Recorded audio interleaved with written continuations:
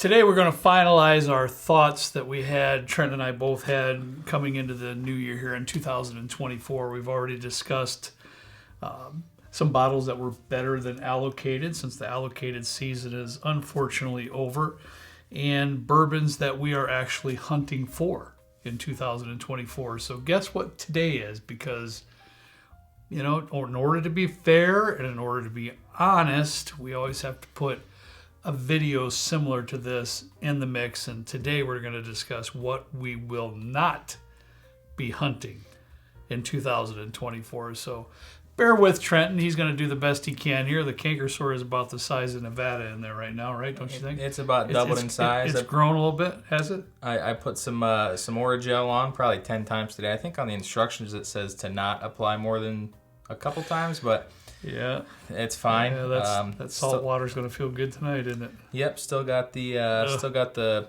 pinched nerve a little bit, so that's fun. So we're rolling though.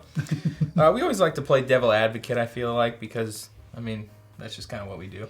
Well, you know, my thought process is, Trent, in order to be completely forthright and honest, you got to give the good with the bad. Yeah. You know, it can't all be good, can't all be bad. Yeah. You know, we got to give our honest thoughts. And I feel like when you say like, hey, I'm not going to, or I am going to hunt for these things, it just begs the question, what are you not? What are you not looking forward to? I agree. And absolutely. I was sitting down and, you know, we kind of culminated this list together, and it was bumming me out because a lot of these I've loved in years past, and they've just they're just not it. We wrote a little bit of list here, and I was surprised of a couple of them that Trent's got on here. And you know, hey, just so you all know, Trenton does most of the hunting here. You know, he's the man, he's the legend. You know, and I don't really. The facts are, I've said many times, I really love to look for budget type bottles. That's what and something new, something exciting, something that's great, that's relatively reasonable. Yeah. Trenton's the man when it comes to allocations and things like that. He knows when things are coming in, when they might be around. I don't even pay attention to that because he handles all that stuff. Hey, what are you gonna do? It's kind of nice, actually.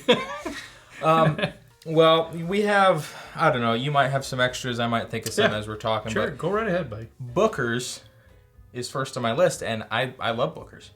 But when I sit down and I do the math, right, if they have 4 releases a year, they're about $100. Yeah. And you get one, hopefully you get one. In years past, there's been one that stands out above the pack. Then you have one that's like, you know, this is pretty good. I wouldn't buy another one. Mm-hmm. And then the other two I feel like are just, I don't even remember which ones came out last year, honestly, right now. The Apprentice batch, I know, was one of the worst ones. And then it's not Storyteller, I don't know, but I feel like if you're spending $400 a year on all of the Booker's releases, you should be able to remember them because they left some kind of impression. Absolutely. And they're just not doing that. So No, and I agree with you, pal. And granted, as we all know, I'm not the hugest Beam fan, but that's okay, you know, because there are a few that were over there that I really enjoyed. I really did. But to buy every one of them that are coming out just to hurry up and get one, you know, I'd rather kind of hear the scuttlebutt going around, and if one's really good, we'll take a flyer on it and try it. Otherwise, I 100% agree with that. We'll just pass. And that pains me too, but I mean, it is what it is. If they start stepping it up, that would be fantastic, but it's just not worth spending that much per year on something that's just mediocre most of the time. Yeah. Next on my list is... I'm cringing. I'm cringing, bro. I'm cringing on this one. Go ahead. Is Birthday Bourbon. One that a lot of people, they stand in line for. They actually don't stand in line at the distillery anymore. They do the email signups, and don't get me wrong, I'll do the email signups. If I get one though, it's probably going to go to you or Kent. The last couple years, even the one that I have, I think I have the green one. It's like 2021. It's good, but it's just not worth. Like, I don't buy stuff on secondary like that. So even if it was, I wouldn't be doing that anyways. But even at like what, $1.99 or something like that now, I just don't think that they are that good. I was very disappointed in last year's. It didn't have much of a finish. I thought it was thin, and it was like oaky, like a you know what. And it was just like, man. Yeah, and we're not the only one with that opinion. And I'm glad. I shared that the other day, and that's painful because that's an iconic bottle. Oh yeah. I mean, it really is an iconic bottle, but recently it really hasn't lived up to its namesake. It just has, and it's unfortunate. That doesn't mean it's bad. Please, don't misread us in this. That doesn't mean it's bad. It's pretty good, but it's just not. It just hasn't been that next level experience that you would really hope for in a one-time release like Birthday Bourbon. It's very unfortunate. And I want to say that I think every single one of these on the list is not. We're not hunting them because they're not good. It is purely a price to value. There you go. Standard. We haven't even. It's just $200 for some of this stuff. And what most folks would have to go through in order to even achieve a birthday bourbon. Oh yeah. I mean that it's like a genie in the bottle. I used to camp out in park. I didn't camp out, but I know what you're saying though. I mean that one is an elusive booger right there. It is. It really is. Next, another one that hurts me a bunch is the Midwinter Night's Dram. Yeah, that does hurt you a little, doesn't it? I'll let Trent speak to this one because this is his baby here. The rye stuff, the rye whiskeys, and yeah. I was so thrilled the first time I ever got a Midwinter Night's Dram, and I got it for like $89.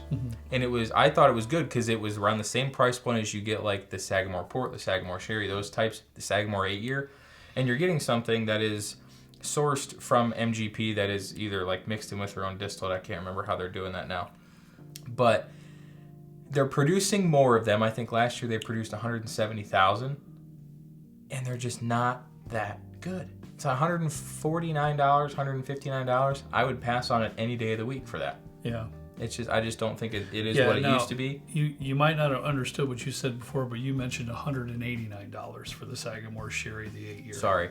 Yeah. But let's make sure we clarify. Okay. And I know you're dealing with pain as you're trying to talk. Yeah. You're a courageous fella here today. I understand that. You're trying to, pronounce your words even though your tongue you just want to just whack it off. I know it. So anyways, let's just make sure we clarify. I don't think he meant $189 to begin with. So $89 I'm assuming he meant. Yeah. If I will preach this all day every day. If you're looking for something that rivals Midwinter Night's Dram for less money, go with Sagamore. I think they do great stuff. I 100% agree. This one hurts too. I think hurts you. I know. Yeah, just a little bit. Willett Bourbon. I've never had one, so their 8-year weeded was like $229, and I thought it was just bad.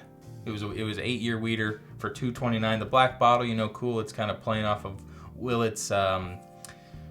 I don't know, their aesthetic or whatever they charge you a little bit more for. But the 8-year weeded bourbon I thought was awful. It was disappointing. I think a lot of people, it's still floating around stores. People can't get rid of it fast enough. I recently saw a Willett 10-year, and this is MSRP from like OHLQ, which is Ohio State's Liquor something or another catalog, something. There was a Willett 10-year bourbon for MSRP for $4.49. 10-year. Get a Russell's 10 for a tenth of the cost, and it's better. Wow. One thing about Willett is that they're not transparent about anything that they do, and they have all these barrels and stuff. But if you're saying it's barrel 6,200, what does that mean to me? Nothing. Do you have tasting notes for that barrel anywhere? I reached out to Willett's visitor center or whatever, and they were like, we can't give you information on the barrel. It's like, well, what are you putting the barrel number on there for? Why do I care? Is it just to say, this barrel's not good after I just spent the money? True. I talk some smack about Willett Pasto because I'm not a huge fan. Right. But they're like Johnny Drum, Rowan's Creek, Noah's Mill. They're all very good offerings from like $40 to $60 if you can get the Old Bardstown Bottled and Bond. That's Kentucky only. Sure. The 80 proof Old Bardstown, really good. It's like $20 to $30, I think. Yeah. And their egg sandwich. I mean, past that, I'm not buying anything from Willett that is a purple top at all. You had me on that. You said egg sandwich. I was like, where did egg sandwich come from? I forgot. Well, we went to Willett and we had our little meetup with some of the patrons there. They did have a great egg sandwich. Their egg sandwich is really good.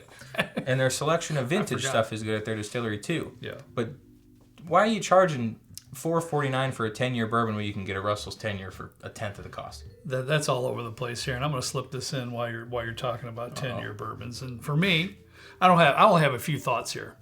Sorry about that, but this is not my bag as much as it is Trenton. This is a lot of his thoughts. But I threw this in here, and I know it's a little bit strange, but I'm going to put in Wilderness Trail. Now, keep in mind, I will still love their basic offerings. Their weeded bottle and bond, their regular bottle and bond, some of the stuff like that. I think it's great. I really do. However, I've had a couple of Walker help me out with the 8-year distillery only release. I don't remember the cost. It was over $100, but even when I sipped that, I was like, good. Don't get me wrong, good, but it just didn't elevate like I thought it might. Yeah. But then you were speaking to the fact that they came out with a 10-year last year for what, $250 or something like that? $279 at the distillery. Almost $300 if you had tax and everything in, so almost $300. But you get a custom engraved box. Okay then. And I mean, that's probably $200 right there. That makes a difference. But for me, they haven't produced anything into their limited type distillery only releases that warrant the higher dollars. No. For me, they just haven't. Again, if I run out of the weeded bottle and bond over there, I'm going to buy another one. Yeah, for sure. I think their core offerings are solid. Yeah, very solid. So that's my thought on Wilderness Trail. One thing that we don't get in Indiana, I think their distribution is very limited, but it would be Old Carter. I've heard very good things about their rye, and I've been trying to find one, but they're like $200 for a 12-year rye. I'd rather get a Sagamore 8-year. I'd rather get some stuff from like New Riff, their age-stated, like Balboa rye 6-year. Okay, well, I'm not going to argue with that. Yeah. I will say that the Old Carter is a perplexing conversation because Trenton is never on social media. No, I'm not. Ever. He doesn't even have Facebook on his phone and Instagram, none of it. He don't care for it. I handle all that. So if you ever message me on Instagram or Facebook, it's me. It's not Rebecca. It's not my wife. It's not some pawn that we put in. We don't have it. Guess what? I'm pawn 1. He's pawn 2. Or vice versa. It doesn't matter to us, but that's who we handle everything here. So I see all kinds of conversations and posts. People love Old Carter, Trenton. They really, really do. I bet they do. I only have one. It's right up here. And it's the only one. We can't find them up here. They're not up here anywhere. So we only run into them when we're on our travels, and that's rare that we see one. Yeah. So I only have one that I've had up there a couple of years, and it's good. It's good. We've passed several like Old Carter American whiskeys at like Party Source and right next to New Riff in Ohio. It's like $239 or $249. I'm not paying that. Come on. Just come on. And for me, when I looked at that one, when we saw the one in Party Source, I have. If I was empty and I didn't have another one, I might consider it. Yeah. But I got one.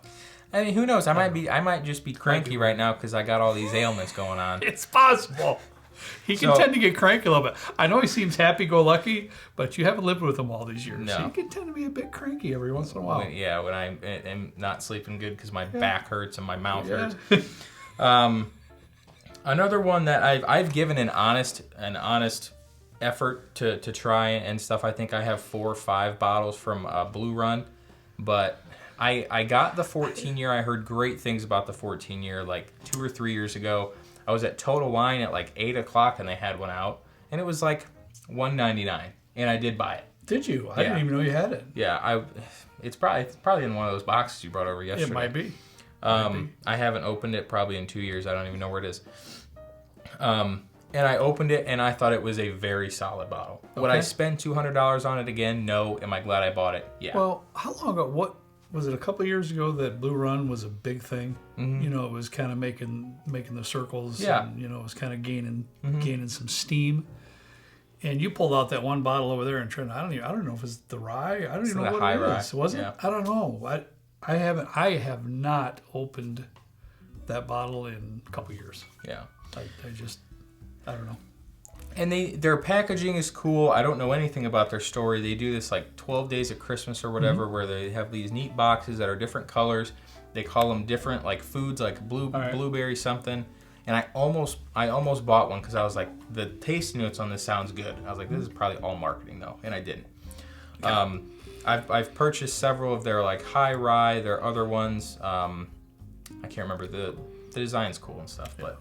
I'm going to interrupt you for 1 second, Trent, and let everybody know out there that these topics that we're discussing today and these distilleries and or bottles are completely subjective, right? Yes. These are our opinions. For example, and I was just thinking of the Blue Run. If Blue Run is one of your favorite bottles and you can't wait for it and you love them, God bless you. Honestly, we have no problem with that. You will never get any scorn from us if you buy a bottle that you absolutely love and you follow. These are just subjective conversations that everybody can have an opinion on, right? Am I being too harsh here? No. It just isn't important to say because, we want to keep we've done that from the day we opened up this YouTube channel, right? That's true. Yeah, that's it. Drink what you like the way you like it. We've said it a million times, and I'm going to stick by that. And, just because you don't have the same opinions as us, we like to hear it in the comments. I would, yeah. But we're not arguing with you. We're just giving our viewpoint. Good, good point. All right. Last on my list is going to be Joseph Magnus Cigar Blend. I've always wanted one. I've tried samples of different batches and stuff. I don't know that I'm that big of a fan of like the cigar blend stuff. I've tried the Old Elk Cigar Cut, the Joseph Magnus Cigar Cut. I tried a cigar blend from Starlight in Indiana. They don't really vibe well with me. Yeah. There's a lot of people that do like them. I can see why it wouldn't be up your alley. I pretty much know your palate pretty well. I can see that. Yeah. So I'm not going to be looking forward at like $229 or $199, whatever MSRP is. Yeah. A little steep for me. I'm not going to be looking for it, but some people might. For me, that was an elusive bottle for me. I tried to get one for a couple of years, and I finally got one, and I do enjoy it, and I think it is good, and I am glad I got that one. However, I don't feel the importance because, when I have a bottle like that, I want to make it last a couple years or so. Yeah. I really do. I want to enjoy it on rare occasions. I don't see the need for going out and buying every batch. They're on batch like 200 now. Yeah, you know what I'm saying? So I'm glad I have one. If that runs out, I'll consider buying another one. Yeah. But it's more up in my palate than it is yours, and I understand that. Yeah, for sure. So like he said, it's a good point. All these are subjective. This is just what I'm, I guess, kind of irritated about with pricing as it continues to climb, and in my opinion, the quality on a lot of these kinds starts to dip down a little bit. I'd be interested to see what you guys think in the comments, what you're looking for this year, what you're not. Yeah. Did you have any more? I got a couple thoughts here, Trent, and I want to ask for your help, really. And one is just the subject of Irish whiskey in general. As of late, actually as of 2023, I've gotten quite bored with new purchases. So don't get me wrong. I do enjoy Irish whiskey. I have some up there. If I bought 3 new bottles of Irish whiskey in 2023, that's probably pushing it. I have some bottles up there, actually one in general that I really enjoyed that I'm glad that came out last year. I think it was last year at the end of 2022 was the Gold Spot. I thought that was fantastic. I really do enjoy that. I do have some bottles up there that to me I will replace. There's a couple of the Redbreast releases, like the Redbreast 21. I'm glad I have it. I'm glad I've probably got a third or so of that bottle left when it's empty. I probably won't buy another one. I really won't.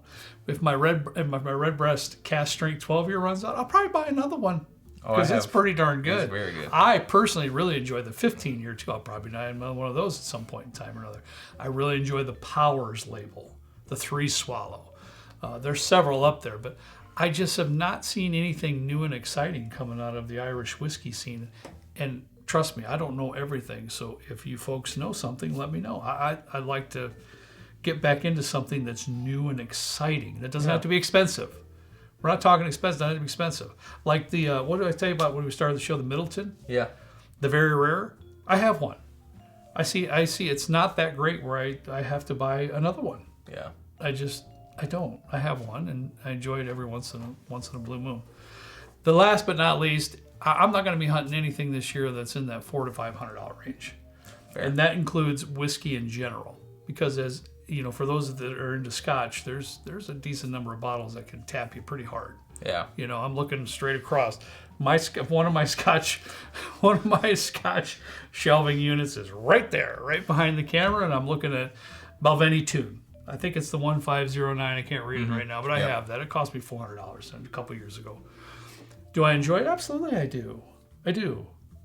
But, am I going to look for it? No, there's more. I mean, it's Lafroig 25-year. I bought that at Costco, but it was still, several C notes. Remember that from the other video? I do, yeah. Okay, there were good. a lot of comments about what that was, so thank you to everyone who You said know, that. and I look at that, and I guess I would say I am not the Scotch connoisseur. I'm not a professional in any of this, and neither is Trenton, and we will stick by that until we're done doing it. But is that Lafroig 25 that much better than one of the Lafroig Carchus releases? I can tell you without even trying that it's garbage. To me, you know, and those aren't cheap either. The Carchus release, they're 130 or whatever it is. I really enjoyed that. The Warehouse One or whatever it was called this year. That was great. I loved it. So, you know, so I'm just gonna shy away from anything that's in that 500. I don't care if it's Scotch. I don't care what it is, really. Vodka. Yeah, no, okay. But I'm just not. I was in that, as you know, a couple of years ago or so. I kind of got stuck in that routine where oh my God, this is like $350, $400. This must be great. Yeah. Several years ago, 3 years ago, whatever it was, you know. Yeah. Well, guess what? 75% of the time, it really wasn't that great. Good, yes, of course. But, Yeah. So that's my thoughts. I know it's very little compared to Trenton's thoughts today, but this concludes our introduction into 2024. So moving forward, we'll be into our regular video series of whatever we think of the day before. Yeah. Yep. Hopefully next video we did this today because I didn't want to taste anything because my mouth is killing me. Yep. So we're gonna do the blind on Friday regardless. Yeah, we're gonna get it done. And yeah, back to regularly scheduled programming. There we go. I said it. I could tell your tongue's a little bit numb from the Orgeat. It hurt. It's starting to wear off now. All right, folks. I hope you have a great day. As always, we ask you to please drink responsibly. See you next time right down here with Trent and me on Friday with a fantastic Pappy Blind. Do not miss it. See you later.